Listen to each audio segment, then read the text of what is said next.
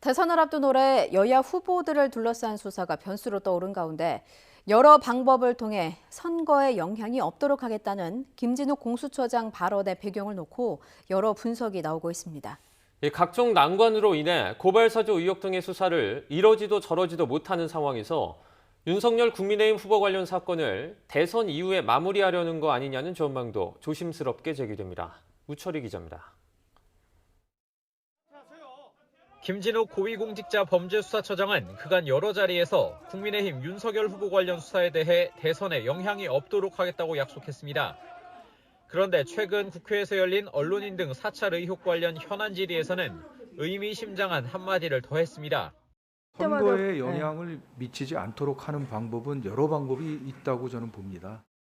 윤석열 후보 관련 수사로 선거에 영향을 미치지 않겠다던 약속을 지키지 않고 있다는 야당 의원 비판에 대한 답변입니다. 윤 후보가 공수처에 입건된 사건은 고발 사주 의혹을 비롯해 모두 4건. 하지만 윤 후보를 소환조차 하지 못한 채 해를 넘겼고 대선은 고작 2달밖에 남지 않았습니다. 수사가 더욱 늦어지고 선거가 임박해질수록 영향은 더 커질 수밖에 없습니다. 공수처는 현재 고발 사주 의혹의 경우 핵심 인물인 손준성 검사와 김웅 의원만 직접 기소하는 방안을 놓고 고심을 거듭하고 있습니다.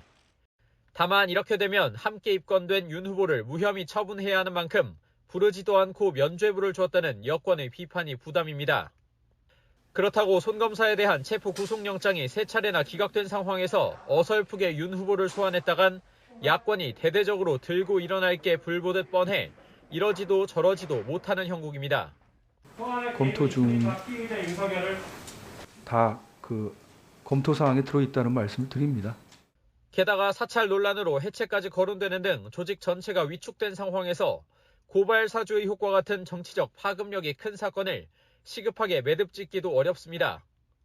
판사 사찰 문건 의혹도 손 검사의 입원으로 오랜 기간 수사가 사실상 멈췄습니다.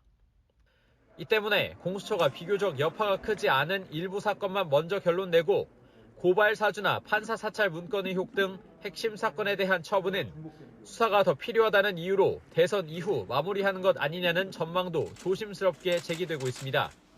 YTN 우철입니다.